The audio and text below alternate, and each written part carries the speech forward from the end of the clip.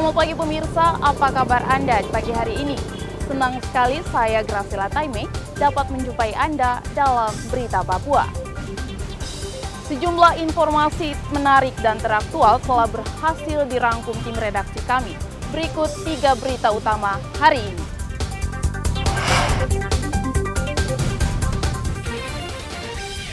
Selundupan narkoba seorang warga negara Papua New Guinea ditangkap polisi. Jelang Idul Adha, harga daging sapi di Merauke mulai melonjak. Ribuan warga di tanah Papua hadiri perayaan 129 tahun misi Katolik masuk ke tanah Papua di Kabupaten Fakfak.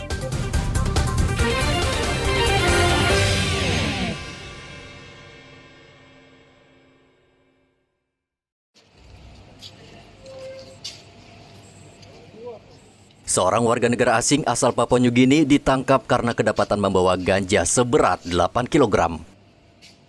Ganja tersebut rencananya akan ditukar dengan sepeda motor. Tersangka ditangkap Senin lalu di belakang sebuah hotel di Dok 9 Jayapura Utara, Kota Jayapura. Polisi sebelumnya mendapat informasi dari warga yang menyebutkan ada seorang warga negara Papua New Guinea di salah satu rumah warga dengan ganja yang dibawa dari Papua New Guinea. Tersangka langsung ditangkap tanpa perlawanan. Tersangka menyatakan ganja tersebut dibawa ke Jayapura menggunakan kapal laut. Di lokasi yang bersangkutan diamankan ditemukan kurang lebih ada tumpukan ganja yang setelah ditimbang kurang lebih berat sekitar 8,3 kg. Kan terkait dengan rekan-rekan lainnya karena diduga yang bersangkutan tidak sendirian. Kemudian mereka akan bertransaksi, ya, di mana kita juga bisa mengungkap di TKP tersebut ada 4 kendaraan bermotor yang rencananya akan dibarter. Kendaraan bermotor ini yang oleh pelaku yang ada di Jayapura Kota akan menerima barteran berupa ganja dari yang bersangkutan. Tersangka dijerat Undang-Undang Nomor 35 Tahun 2009 tentang narkotika dengan ancaman pidana penjara paling singkat 5 tahun dan paling lama 20 tahun. Polisi menghimbau warga yang mengetahui adanya peredaran narkotika segera melapor ke kantor polisi terdekat. Arthur melaporkan dari Kota Jayapura, Papua. Polres Mimika Rabu kemarin menggelar razia di Jalan Hasanuddin dan Jalan Budi Utomo. Anggota Satlantas mengatur lalu lintas dan menertibkan pengendara yang tidak disiplin berlalu lintas. Masih banyak pengendara yang tidak menggunakan helm atau berboncengan sepeda motor lebih dari 2 orang dan tidak menggunakan nomor seri kendaraan atau TNKB. Pelanggaran tersebut merupakan pelanggaran secara kasat mata. Kanit Gakum Satlantas Polres Mimika, Ibda Suryadi mengatakan kegiatan ini akan terus dilakukan di perempatan-perempatan jalan di Kota Timika. Ada peneguran pada kendaraan yang dinyatakan fatal, baru dinyatakan perhilangan. Yang masih ditegur kita menegur untuk ambil helm, untuk memakai helm baru kembali ke ambil kendaraan langsung pulang ke rumah. Jadi malam ini pelanggar yang kami dapat sekitar 7 yang tidak lengkap sama sekali, tapi dikirim ke kantor Satlantas untuk melakukan penilangan. Untuk sementara kami bersama rekan kami yang ada 7 personil dari Satlantas Timika yang membackup setiap perempatan lampu merah yang mengadakan pelanggaran, kami tetap peneguran yang fatal kami penilangan. Dalam razia ini, polisi menyita sejumlah kendaraan yang melanggar aturan lalu lintas dan menilang sejumlah pengendara. Namun ada juga pengendara yang ditegur agar mentaati peraturan lalu lintas demi keselamatan bersama. Sementara itu di Merauke, polisi menghimbau pengendara berhati-hati ketika melintasi kawasan peternakan karena tidak sedikit kecelakaan terjadi akibat menabrak hewan ternak yang tiba-tiba melintas di jalan.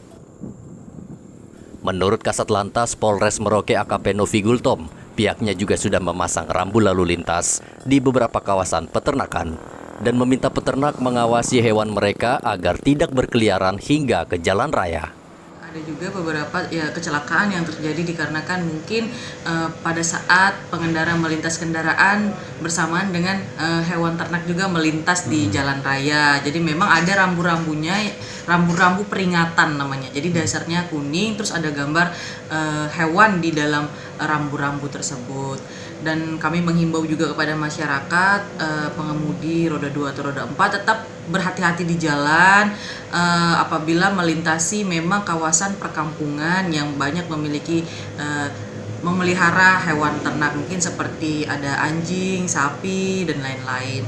Begitu juga kepada pemilik hewan peliharaan seperti mungkin anjing ataupun sapi, harap juga bisa menjaga hewan peliharaannya sehingga tidak mengganggu aktivitas masyarakat lainnya pada saat mengemudi kendaraan di jalan raya. Pengendara juga diminta memasang kelengkapan kendaraan seperti lampu karena sangat berbahaya jika berkendara di malam hari tanpa lampu. Igobat Momolin dan Muhammad Ridwan melaporkan dari Mimika dan Merauke.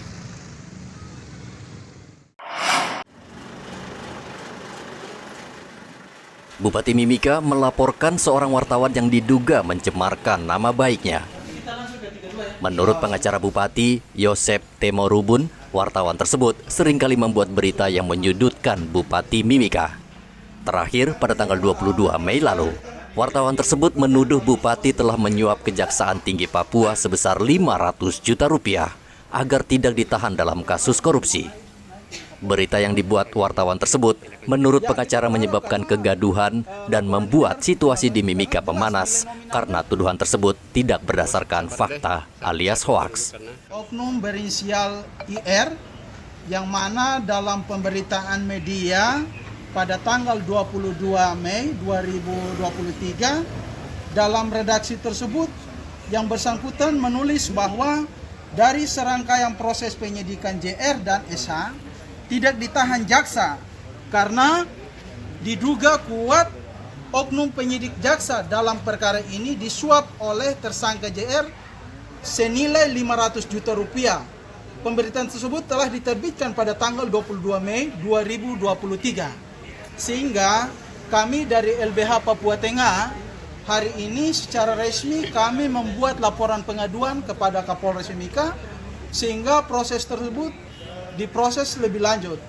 Karena dalam pemberitaan tersebut telah menghina atas nama korban Johannes Retop sehingga inisial IR diduga kuat melanggar pasal 45 yang 45 ayat 3. Bupati Mimika, Johannes Retop, saat ini masih menjadi terdakwa dalam kasus dugaan korupsi pengadaan pesawat dan helikopter yang diperkirakan merugikan negara hingga 43 miliar rupiah. Hingga saat ini Johannes masih aktif bekerja dan tidak ditahan oleh Pengadilan Jayapura. Dari Mimika, Papua Tengah, Igobat Momolin melaporkan.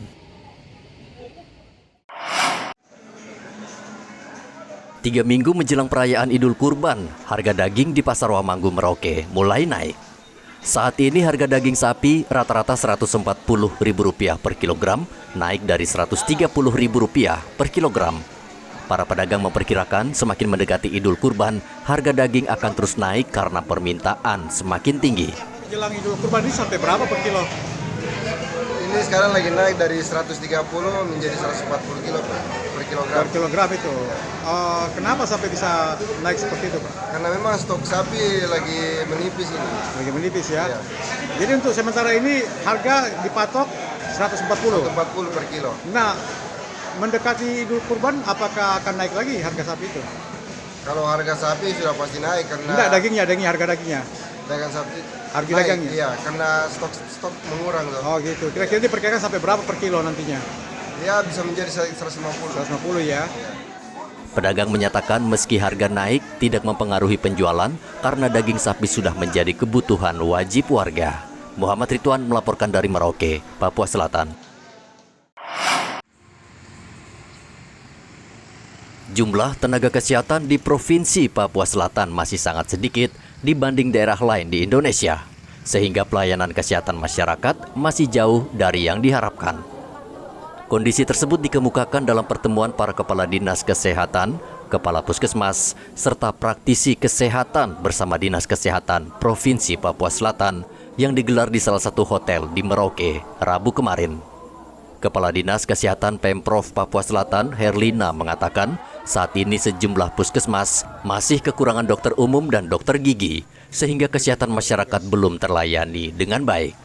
Herlina berjanji akan memacu peningkatan layanan kesehatan dengan menambah jumlah dokter di puskesmas atau klinik. Diskusi kami dengan 4 kabupaten yang ada, itu terutama masalah SDM kesehatan. SDM kesehatan, dari sisi kualitas maupun kuantitasnya. Kami masih kekurangan, kita bicara dulu tingkat pertama ya, yaitu di puskesmas tingkat dasar. Itu kita harus memenuhi 9 jenis ketenagaan yang ada di puskesmas. Ada dokter umum, dokter gigi. Nah, ini kami sangat kekurangan untuk dokter umum dan terutama dokter gigi. Dokter gigi kami sangat sedikit. Data lengkap nanti kami share untuk teman-teman terkait dokter, kebutuhan tenaga dokter. Karena kami berharap bahwa semua puskesmas harus memiliki dokter umum. Itu sangat membantu, dan juga dokter gigi, kami berharap seperti itu. Nah, karena persoalan sampai dengan hari ini adalah masalah tenaga kesehatan, ya selain tenaga kesehatan yang lain, ada analis, kemudian bagaimana tenaga gizi, ya yang kami butuhkan untuk di puskesmas. Minimnya tenaga kesehatan atau dokter yang berpraktek di daerah pedalaman sudah bukan lagi rahasia umum. Banyak dokter yang memilih membuka praktik di kota besar karena penghasilan lebih besar serta keamanan yang lebih terjamin. Muhammad Ridwan melaporkan dari Merauke, Papua Selatan.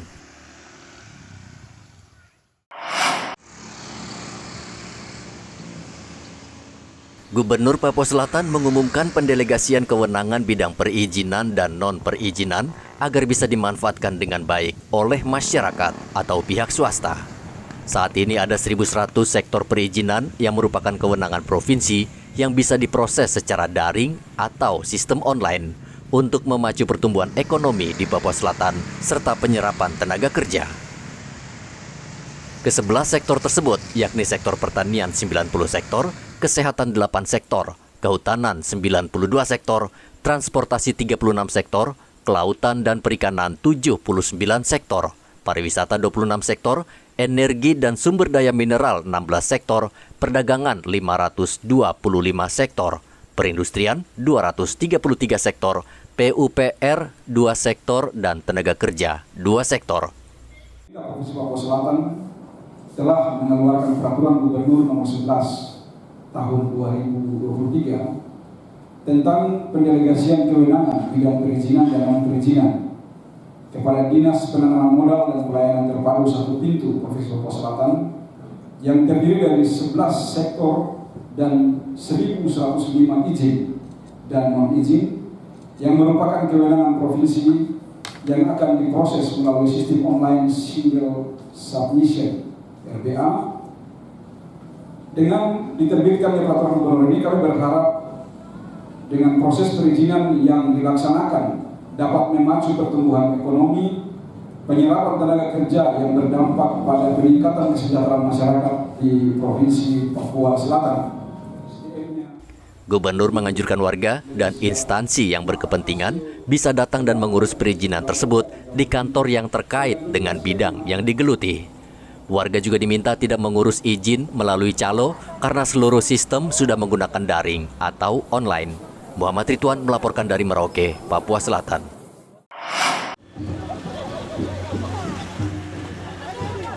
Ribuan warga Kabupaten Fak-Fak dan umat Katolik setanah Papua Rabu kemarin memperingati masuknya misionaris Katolik ke 129 tahun di tanah Papua yang dipusatkan dari Kampung Sekru, Distrik Pariwari, Kabupaten Fak-Fak. Perayaan diawali peletakan batu pertama pembangunan tugu misionaris Pastor Cornelis Darmanville oleh perwakilan tokoh adat keluarga Muslim, Kampung Sekru, dan Uskup Manokwari dan Sorong. Kehadiran warga Muslim dalam prosesi ini menunjukkan tingginya rasa toleransi beragama di daerah ini. Mereka memainkan rebana atau dalam bahasa Fak-Fak disebut hadarat. Suara rebana ini mengiringi prosesi mulai dari peletakan batu pertama pembangunan tugu, penyerahan salib Kristus sebagai simbol ajaran Katolik, hingga iring-iringan para uskup yang bernapak tilas mengenang perjuangan para misionaris menyebarkan agama Nasrani dari kampung Sekro menuju kampung Brongkendik hingga puncak perayaan ibadah di Pulau Bone. Gubernur Papua Barat, Paulus Waterpauw, terharu melihat kehadiran umat Islam yang melibatkan diri dalam prosesi ini. Sekro ternyata memiliki nilai yang sangat luar biasa, di mana dibukanya tabir kehidupan bagi kita umat Kristiani, khususnya umat Katolik. Kita ada begini karena para hamba Tuhan ini. Saya juga berbicara di Mansinam ketika 5 Februari yang lalu. Kita bisa seperti ini karena hadirnya dua hamba Tuhan, Otto dan Geisler, yang 3,5 tahun melintasi perjalanan mereka dari kampung halamannya di Jerman sana, ya, dan mereka bisa hadir diutus Tuhan untuk membuka kehidupan umat di sini. Saya pikir itu bagian yang kita patut renungkan dan kita syukuri. Oleh karena itu saya mau singkat saja, Bapak Uskup, Bapak-Bapak Pastor, para suster dan juga biarawati, kita mau coba nanti konsepkan bersama tentang rencana membentuk sebuah situs pembangunan Katolik masuk ke Papua ini. Kalau Mansinam kita sudah buat dan terus kita akan kembangkan. Waterpauw berjanji akan mendiskusikan bersama para uskup dan pastor serta pihak legislatif dan Pemkab Fakfak untuk membangun situs bersejarah tentang misi Katolik di lokasi pendaratan misionaris yang telah membuka dan membangun peradaban kehidupan di selatan Papua. Kabupaten Fakfak, Papua Barat terkenal dengan filosofi toleransi umat beragama yang kuat karena dihuni mayoritas masyarakat Papua Muslim. Sejak nenek moyang, warga di Fakfak memang telah hidup berdampingan tanpa perseteruan antar agama. Sikap toleransi merupakan semboyan hidup masyarakat Fakfak atau yang biasa mereka sebut dengan 1 tungku 3 batu. Pepatah ini mereka jaga dan pelihara dari generasi ke generasi. Rian Tonai melaporkan dari Fakfak, Papua Barat.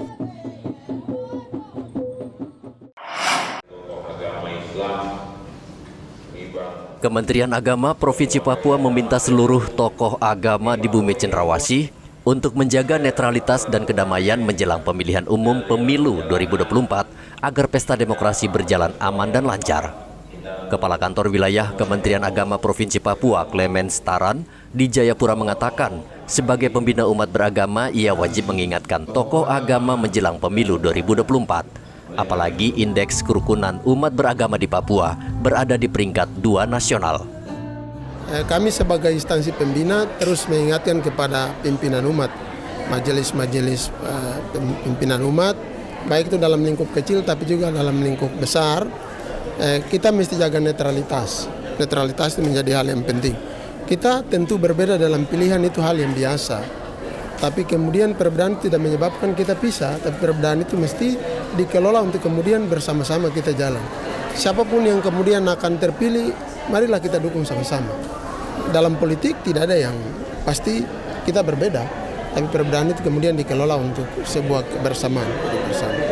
Jadi umat silakan saja, pilihan boleh berbeda, tapi jangan sampai pilihan itu menyebabkan kita saling sikut satu dengan yang lain. Kita tetap berbeda, tidak ada soal. Tapi dalam perbedaan itu kita kelola untuk kemudian kebersamaan itu patut dijaga. Dan kebersamaan itu tidak mungkin orang lain yang perjuangkan. Kebersamaan itu mesti lahir dari kita sendiri. Clemens mengajak seluruh masyarakat agar bersama-sama menyukseskan pemilu 2024 dengan mendatangi tempat pemungutan suara atau TPS dan menggunakan hak pilih. Ia juga mengingatkan aparatur sipil negara di Kementerian Agama Papua agar menjaga netralitas dan tidak ikut dalam berpolitik praktis. Dari kota Jayapura, Papua, Hendra melaporkan. Pemirsa, informasi tadi sekaligus mengakhiri jumpa kita dalam Berita Papua. Saya Graciela Taime mewakili seluruh kru kerabat kerja yang bertugas menyampaikan terima kasih. Selamat beraktivitas, sampai jumpa. Wanyambe.